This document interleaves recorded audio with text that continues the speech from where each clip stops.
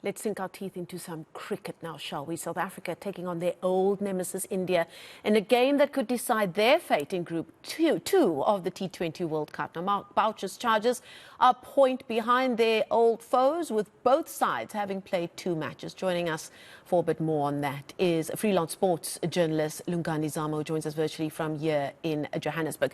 Oh, Lungani, we do love ourselves a delicious match against India, don't we? What do we read going into this, coming off that series that we just had with India on the subcontinent, or do we leave that all behind and the decks have been cleared now that we're at the T20 World Cup? Where are you thinking this game is going tomorrow? Hi, Marcel.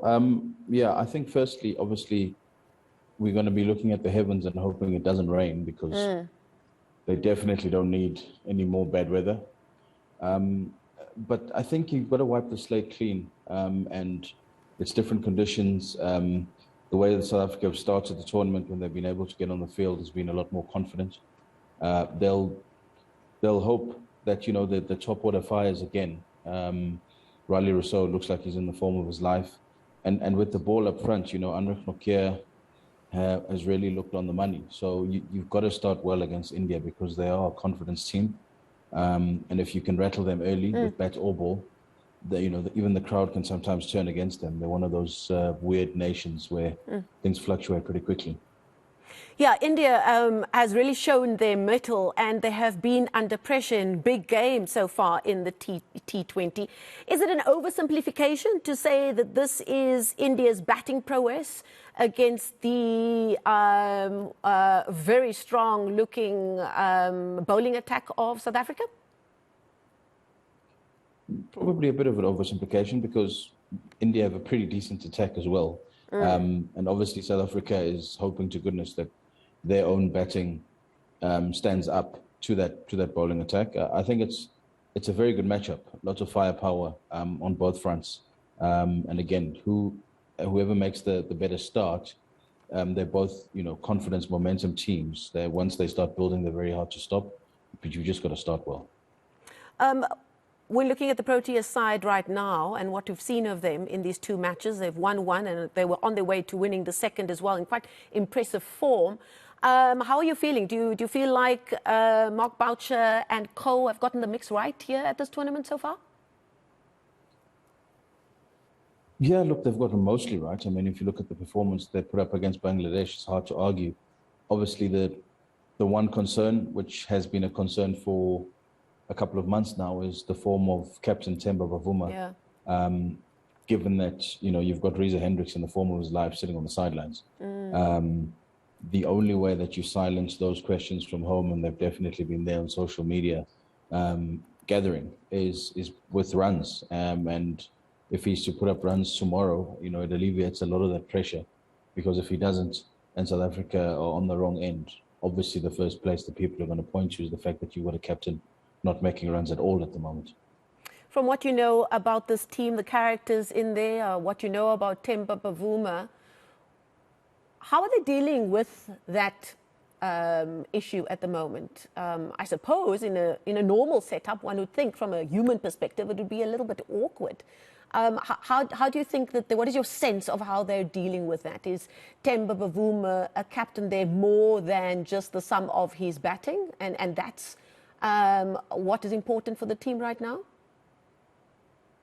Yeah, look, it's obviously a team that's had a lot of character tests in the last 18 months. But ultimately, the shortest format, you know, whatever weakness that you have in your team gets ultra exposed, because things happen so quickly, and, you know, 5 dot balls in an over, you know, you lose so much momentum. That's 10, 15 runs in a good over. So there's definitely a lot of pressure there. And obviously a few guys like Quinton de Kock and Riley Rousseau are playing a bit more, probably than they have to try and cover for that. But, you know, at the end of the day, they're all paid sportsmen. So you have to perform at your core role even before you worry about being captain. Themba knows that, the team knows that. And I think all of them will be hoping that he makes the runs in the fashion that he needs to tomorrow, so that it stops being a conversation. Because if he continues in the way that he has in his last 7 innings, you know, the noise becomes unbearable. Yeah. And South Africa have, they've made some good progress as a team, but most of these World Cups are overshadowed by, noise being made about issues off the field. And, they'd love to just concentrate on cricket, because when they do, they've shown the other day what they can do when they're fully focused on the game. We've got some big personalities taking part in that game tomorrow on both the Proteas and the India side. You've got the chest-pumping Virat Kohli, who loves a big moment and who loves to really poke at the Proteas. Who are the characters that you'll be looking out for tomorrow? And how much niggle is there going to be? Because, the Indians will be very aware of the various nuances and the issues, perhaps, that are happening in the changing room on the Proteas side. Oh, yeah. I mean, Virat Kohli, if he was mic'd up, you wouldn't need a commentator, because he's going to be telling everyone in that team just how much pressure Temba's under, and anyone else who cares to listen. The way that he's performed so far, he's been under pressure himself, so he knows what it's like. So he knows what it feels like for Temba at the moment to be going through these demons. You'd look to him, and you'd look to a Kagiso Rabada to get up for this. As much as they all play often against each other and with each other in the IPL, there's still a lot of intent and feeling when they play against each other, because they want to get one over each other. So you expect it to be feisty, especially because they know that if India win this game, they're almost certainly in the semi-finals. And South Africa, if they lose, they're under a lot of pressure to try and make, that final four. So it is a bit of a must-win game for South Africa, surely. And with that pressure, there comes a lot of emotion and passion. So expect some fireworks.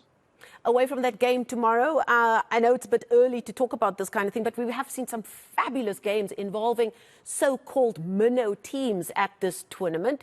Is it too soon to say that this is the tournament where finally these so-called smaller teams have really put their hands up and said, we're not just here to make up the numbers, we really are here to compete?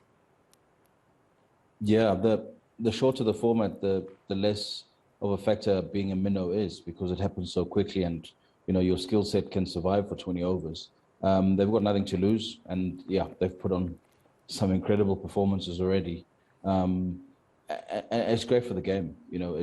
I'm not sure if a minnow will go all the way, not if we can even call them minnows anymore. Yeah. But I'm not sure one of the lesser sides will go all the way. But it'd be great to see one of them in the semi-finals to upset the apple cart and really, keep growing the game and encouraging those who are still coming through to know that, it's not as far as you think it is. It is attainable to start knocking off the big boys and really, sitting at the top table of cricket and being part of the conversation.